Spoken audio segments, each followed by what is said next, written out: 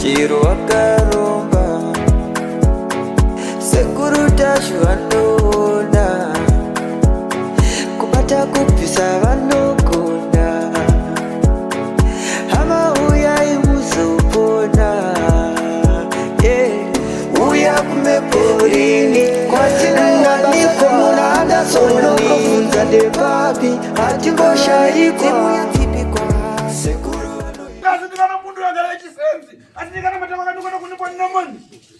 Zanzi pane munhu anezi chibuda uyo futi nemburenyi. Imani bakora gare bafuba. Gare misindala ina.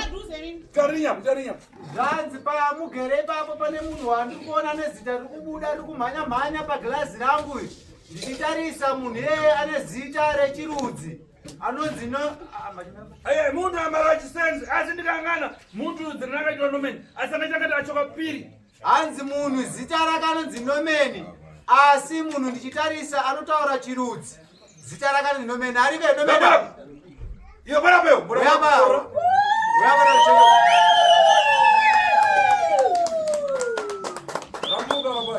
Simuka hapo mzukuru wangu. Uri doni. Wakati hapo nomeni.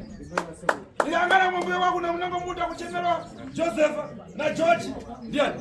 Hanzi ndichitarisa kumashure kwako ndikuona zita rikushedzwa Joseph na Ndiani na George. Ndiyangana vanhu matwinza. Hanzi ndichitarisa vanhu ava vanenge matwinza. Oyo ndikuona mwana Zefia na Ndiani? Zefia wangu yangu. Ajidoni? Aranzani Nefias. Asi ndingangana yafenderako ndingangana pana mtsetse pana mlango mundu wandikuona funangana ipapo asi ndingangana nini ndikutsangana na masipenyo asi mundu yakupeseka ndi padziko asi ndingangana kaita kana afira oro tofea. Hanzi saka chimira makaita mugano paine space yakadaiso ndichida kukumisa makadaiso inhau yemunhu ariko ari pakati asi munhu awe andikira chaniso amira makadai ime bwera no ime teno andidzokera iyo bwera iyo uya apa ndipanoona apa iyo fendako. Hanzi yo chiswedera. Apa panoona pana mundu asipa. Hanzi pakati apa ndo pandikuona pane munhu asipa. Asi ndikangana mundu ndikangana pakati poni John.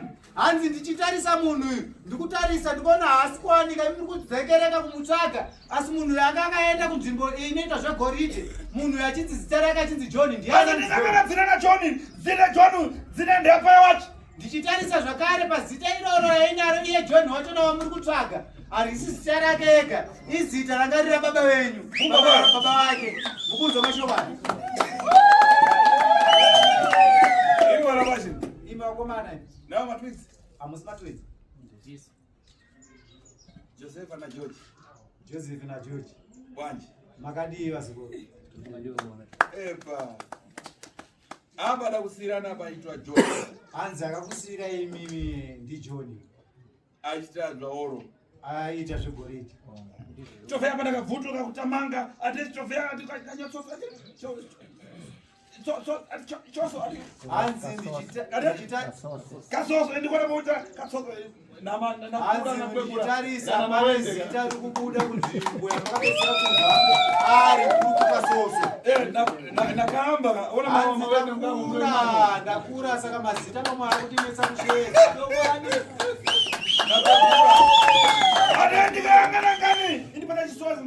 hanzi ndichitarisa nhau iyoyo inondishungurudza zvakanyanya. Ukaona Zefiano hanzi mukuona pane iye ruvanzinodzani Nefias uyu amamoa mazi Nefias uyo anonwa doro zvakanyanyisa asi uyu amamoa asi akanwa doro Nefias pana fazi yekusvika kuti mpepo kupanda kwauyu pane nguva yekuti akadhakwa kudaro pane mhepo iri kuzombata iye akadhakwa achiziva kuti ndine John achitaura kuti ini ndini John tangwai nawo kundiyangana sei musiri kunditsvaga sei musiri kunditsvaga kuti ndiri papi imwe nzira dzenyu mana magoro nawo kumupesa imimi nepfungwa dzenyu mukurama maane makore akawanda muchimutsvaga musiri kumuona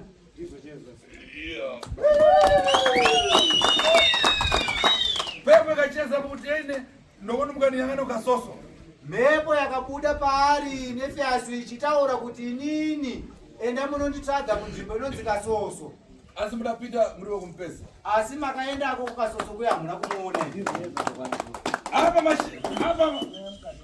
masofieri na kushistiri apa matambura zvakanyanya-nyanya muchitsvaga muchitendera nzvimbo dzakasiyana siyana kuti mukakumana naye paponi muchitambura muchitsvaga kuti mukasangane naye papi.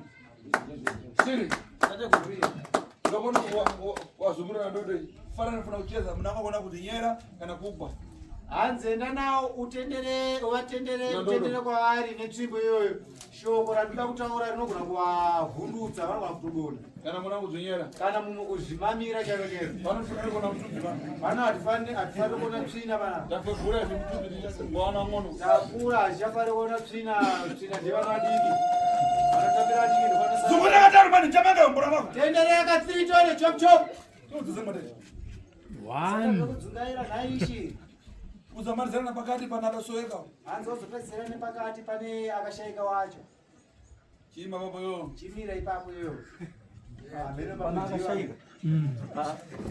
adzukuru Sidanja hapa umpe space John.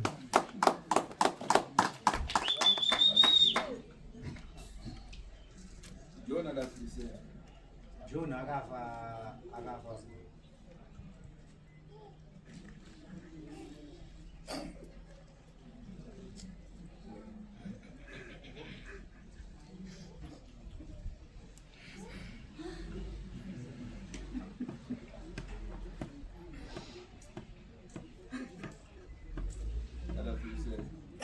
Hanzi musanyanyoramba muchitsvaga henyu. John akafa. Musatsvage muchifunga kuti mupenyu.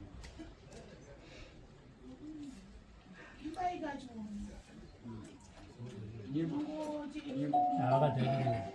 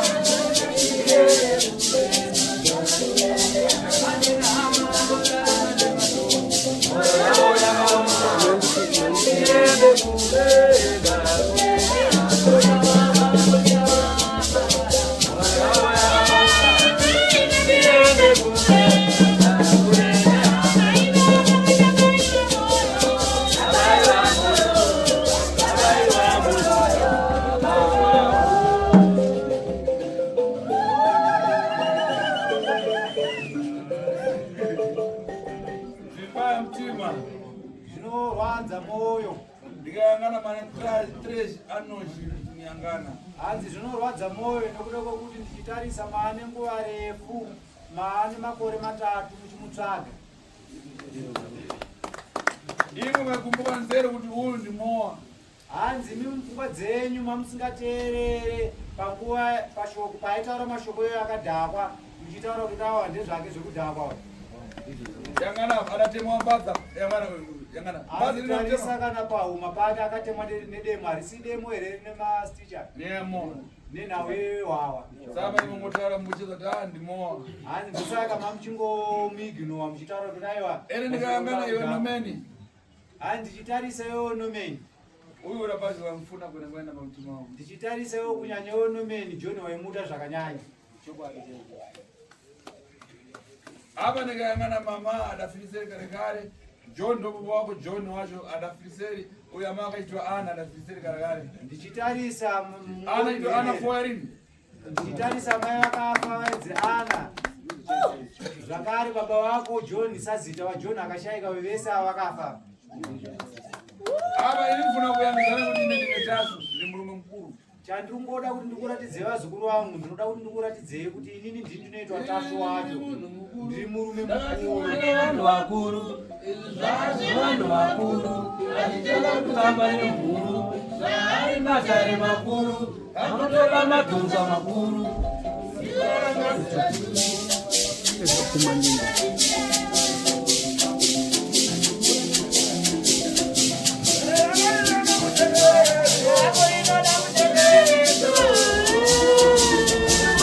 Thank you.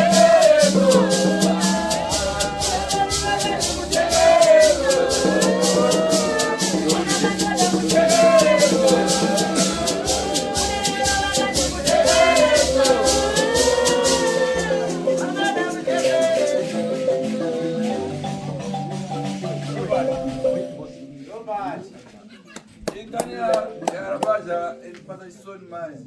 Nawe azukuru wangu awamira apa inondinzasitse zvakanyanya. iri munzeve kuti Macho Nyambando. Mabva kunyambano.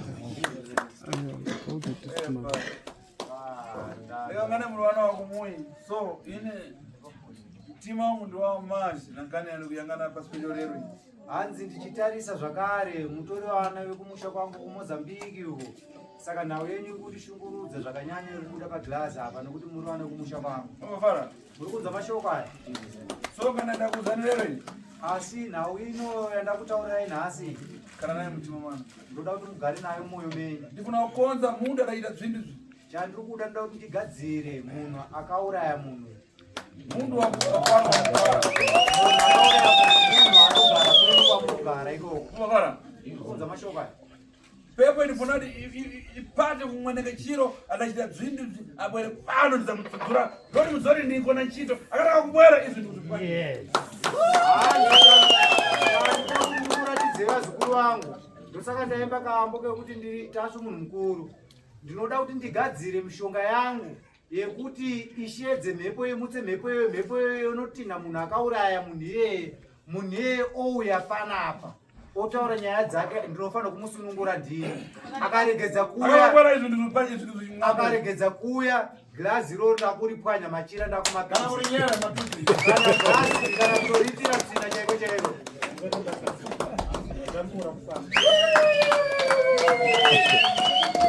Hanzi kana ndaitadza nawo iyoyo glazi rakutoitirwa tsvina kana machira kumapisa.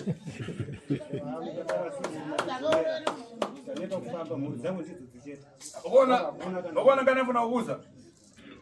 Mundu John aita zvaoro. Hanzi munhu ainzi John aita zvegoridhe. Adapita pasi. Akaenda pasi Adapenya mkuteteri. akawana goridhe rakakura kudai. Munyara. Dombo. Auchokana kunja. Akubuda naro kunze kubva mugomba. Ndivapaiwa.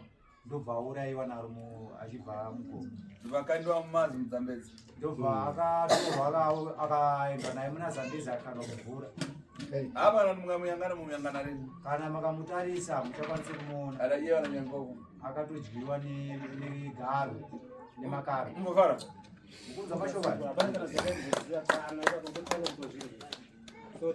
Ndikayangana mudapinda kunamba profita atanga namwe nyambeza achirewa na dzawo na chani asipaniwe zvidabura. Iwe pana mundu akutamanga apa mundu akaita kutsoka nzero. Asi ndikayangana mundu achoka South Africa. Korokwani. Mundu ndikayangana kazo akaitwa charity. Asi mundu akaitwa talent. Talent ni nani? Zanzi rakudhisebha rakupinda dare revamwe. Pane munhu wandikutarisa ndichitarisa munhu anenge ane pfungwa angurasika pfungwa. Asi anemboni talent mundu. Munhu zita rake anonzi Talent abva kuSouth Africa kuPolokwane. Mukadzi wake ane mukadzi wake anonzi Charity. Ngabara. Ngauya. Oye wenda munawe.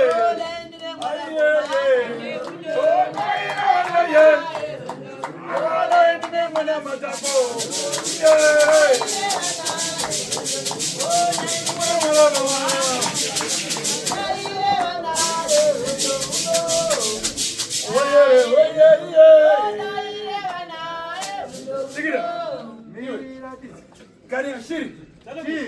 Tena marasha ubweresa ulifuna kushoka mangwara. Kani afira nyembe shoka mangwara. Ndikaicheza ndipo ushoka mangwara. Wanga utora marasha ubatidze marasha. Ona kani achitika. Uyu anitwa Armando. Achoka Mozambique. Bairo Doshi. Chitobea. Uyu adaligarawa na uyu murora anachenjeresa adaligarawa kuti kuno mwana wenyu kuno akarani bwino funati kumane kusidate. Yori bokuza kuti kupita kwadacho na murora. Yori uchemera atazora. Hanzi wewe unonzi Armando. Unobva kuMozambique. Ndichitarisa wangouya panapa usiri kuziva kuti uri kuenda kupi wakafonerwa nemurora. Murora ndoda kukwara aona kuti urwere hwamunetsa nemurume wake ndobva akufonera kuti muyo tisangane kuHarare usiri kuziva kuti uri kuenda kupi kuHarare. Kashi ndikashoka mangwara nyama na nyimbo. Atanga maimba kamboda ku.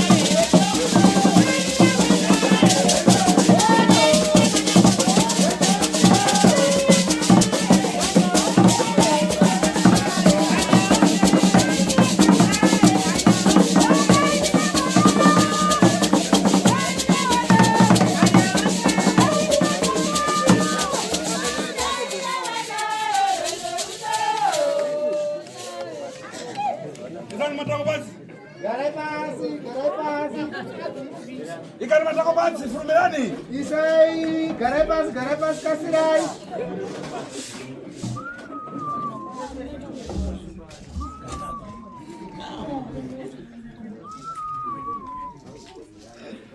Iwe Charity. Iwe Charity. Buridani. Wadi yako mzuri. Apa mlibwera radio mfika pano pamudachoka kunja padziko uko. Ndimo ndimudabwera na mabhazi akutamangisa vana. Hanzi kuti mudabwera ukwakeri. Hanzi kuti muye panapa muchibva kunze kwenyika ku South Africa uko.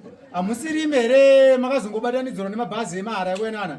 Aiwa kana. Oyi mudabwera pano. Hanzi makangona muchichoka uko mudafikira radio ndwa mvuma. Hanzi asi muchiuya panapa muri murwendo rwokuya panapa. Amuna kutanga kuya panapa muchibva ku South Africa. Makatanga masvika munzvimbo inonzi kumvuma. Kumvuma ndikuna mama wake. Kumvuma ndiko kuna mayani. Iwe bora muno. Hanzi uyapa talento. Bera pani ngora pamwe ndinda kudzongwesa. Talento hanzi uyapa ndinda kupengesa.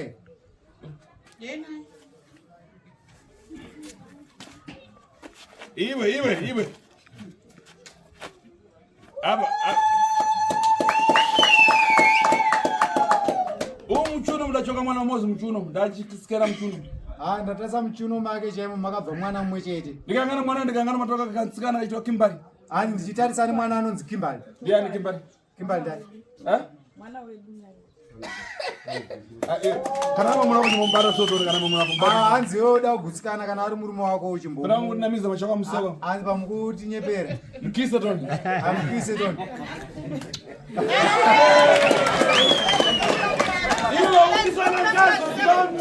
Hanzi dzorerawo mukadzi uri kuhakisi mukadzi dzorerawo nhaitale. Iye anonzvirira. Iyo dzokera pomwe. Hamudzokera dzomwe.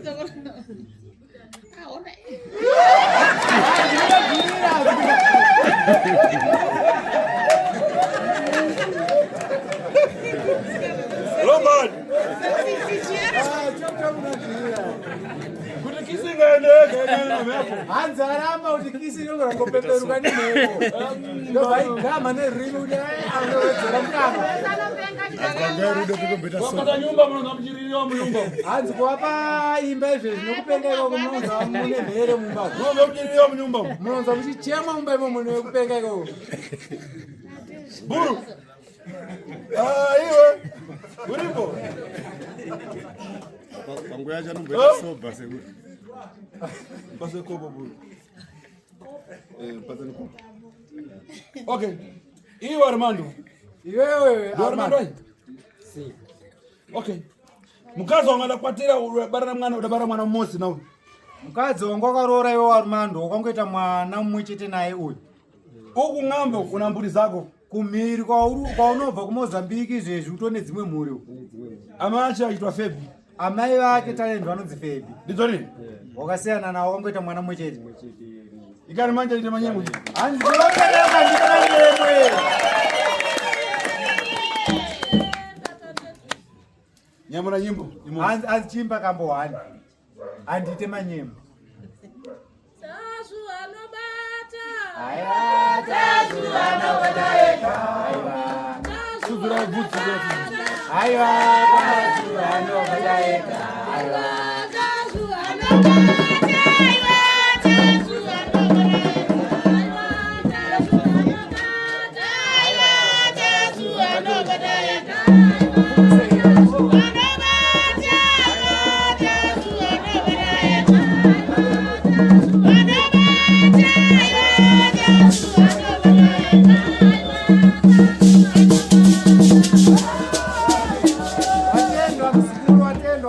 Watendwa. Uko anyanumba kulibe.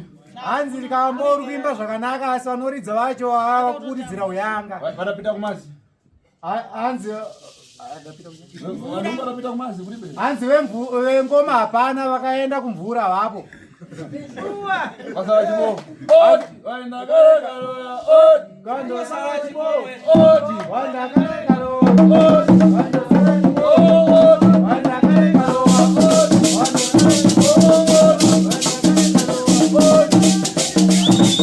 chibo.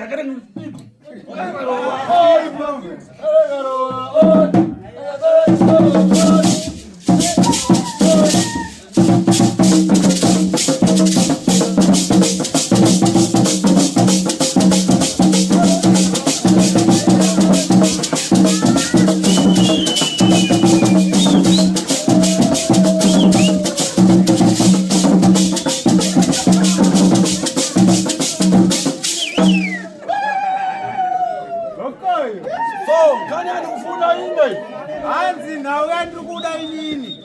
Iwe talent. Iwe talent. Hapa maana masiku akurevara andikangana ana mwezi munai uyu. Hanzi apa ane mazuva haasi kutaura anenge atova nemwedzi inotosvika ma4 months. Kani yako imozi. Nhau yake imwe chete. Inango yakumenya dzakudhaka zvii. Hanzi imwe yachona nhau ndeyekutsvagira yega imwe yekubhema zvinodhaka. Inango kani yake ndeyasatanizini munhu. Imwe yachona ndeyesatanisi. Muntu wadachita naye wadajoina naye uyu. Asi ane munhu akanojoina naye satanisi. Ngazungure ndenga nezinachi. Mutenderedze.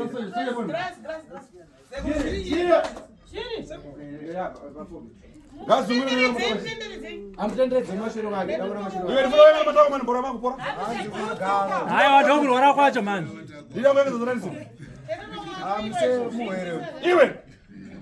Iwe talent. Amutunza mautorwa. Gwanyundo. Security.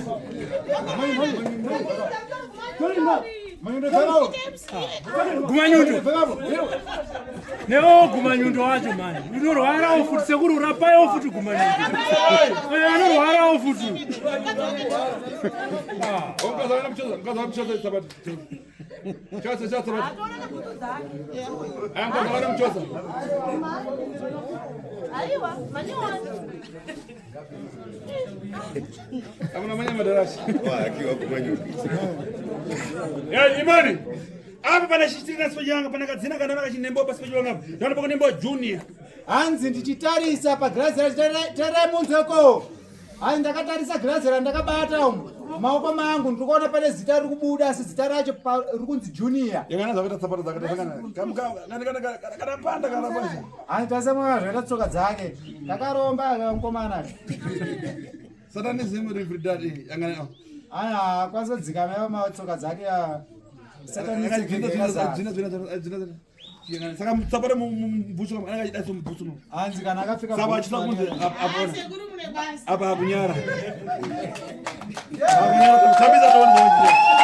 Hanzi tambe kuti bhusu tsoka zvinoita bhusu. Ayo akunyara. Hanzi apa akutonyara. Iyo junior boy. Junior. Shamwari yangu. Shamwari waiziwa. Zvino apa. So tufuna makwa shiri. Funa kupinda nao kuserukani watereze wafungaze mankwara. Ufunze mankwara. Unifuna dazamba kuchizeka refridari bladachita na junior. Kwada paswa masatanizini yao, kwada isa masatanizi. Ini nao satanizi. Nyebezi. So ndifuna kuti makani imara refridari padechi. Afuna acheza refridari bladachita kwa tenga masatanizo.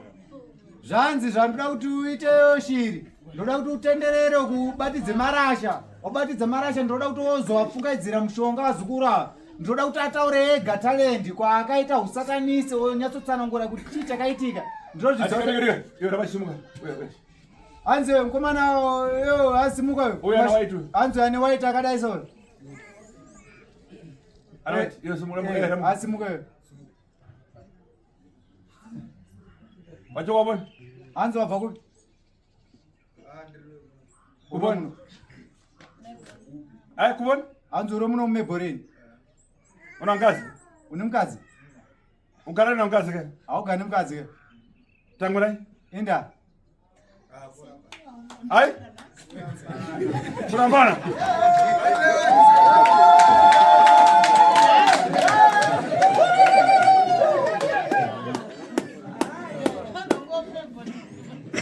Chabwino.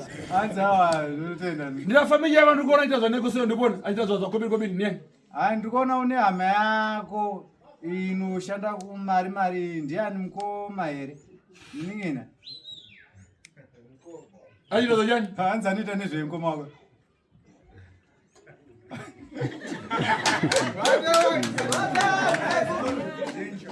Hai? Hanzi okay. Aya namana nawa. Hanzi ndapedza nadoda kufungaidza. Diga. Achimbomira mbijani. Diga pang'ono. Achimbomira. Diga pang'ono. Mira mbijani. Uyu Armando akapita mandiripa kuchizangani yake mawaza za manyoso. Hanzi uyu Armando ndangoti muende ndisina kutaurawo nawo yake yeArmando. Mangwana anozodherera anozowana zvokudya. Ukaona awata aikwatama chikupata ngani ya ufiti apa. Hanzi urikuona Armando ana kwa wanga variwo futi vaigara vachifamba kumaprofita kun'anga vachitokubata nenhawe uroi. Asi afuna kutsudzura pamwana we paribe iwewe. Asi andinoda kuti ndikusunungure zvakare paurwere hwemwana uyu huko ipapo. Wewe una ufiti udapata mangwana ya dimba ya kurima. Hanziwo nhau yako yeuroi wakauromberawo wegawo inhau yekurima. Nhau yemunda yekurima.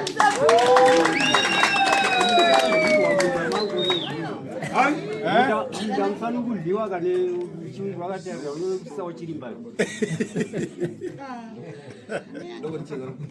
Iwe waridani? Andwati kuti Ndamfana kudliwa neshiri unokusawo chirimbani chibati. Andwati chirimbani Mangwana basa nani? Ani mshongo wako upo anani iwe? Ndakangokudziwa chito kada zvino auno. Asura bata mangwana kurima baba. Asi wakabata mshongo wako kurima kai? Ya ndakabata. Iwe mangwana unabata. Wewe mangwana unabata. Asi bata mshongo wakabata munhu. Wada uziva unotenga mparanje. Ando akauzora unotora Unamanya kona huku. Umanya kona huku. Ando akazi unorowa kona iyo, orowa kona iyo, orowa kona iyo, orowa kona iyo. Andizori. Andizo ere. Uri mfura. Uri mfura.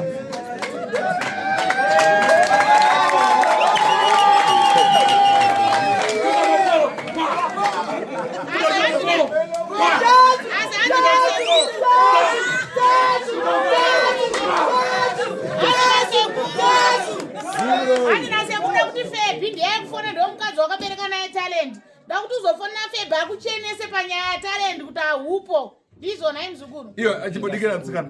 Iwe. Hanzi iwe. Pampa makwara asiwapita waje mama. Makwara msana. Wozi pakumenyaka. Ufana kumenya idadi tutu. Hanzi imenyarida hapo kwa kunopoa mshonga hii. Mshonga wetu po utanga wajika msana. Nekuti mshonga wetu chaito shande chini chatotanga chatombomira. Ndikishande. Iwe. Iyo Armando. Hanzi Armando. Hapa. Iyo kucheneka. Mamvu. Anango asikana ngafuna ile ya tototo. Iyo ile tototo kupinda kamenya kudimba. Iwe. Hanzi Armando wewe. Simba rangu rikushansira munda. Vasikana vakaona doshansirwa simba oshansa munda zvinoita here.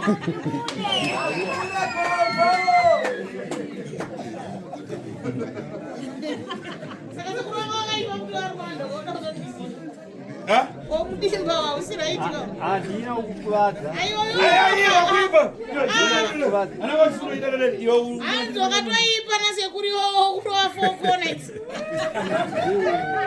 Uyo unifuna iwe, uyo amcheneka. Anzo wakuida ke. Diga. Iwe unifuna nini? Hanzi wao ausikuda wewe. Ada kusigonda turu kwese. Gwani ne sekuri be. Anzo kaurero mwana upo asi go yako sasa munda munayo ida kuzobiswa futhi. Diga nibuda msikana. Iwe. Iya kumenya mkono unifuna. Anzo waidere.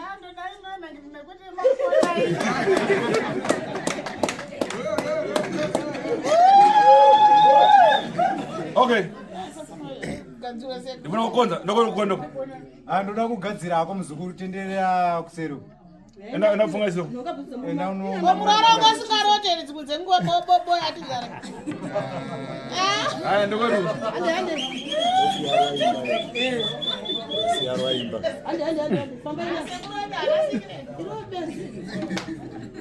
Hapa ndifuna kumenya nyimbo ziwiri basi. Ndifuna kumenya nango ndimalize ngani. Hanzi apa ndoda ngoemba nziyo mbiri chete. Ndarwa nziyo mbiri dzozo ndoda pesa nyaya. Iwe ramuka. Hanzi osimuka. Anza zakaruboni. Hanzi anga zakaruboni. Koma muna karuboni. Komurumo wake ari kupi. Ari zajani.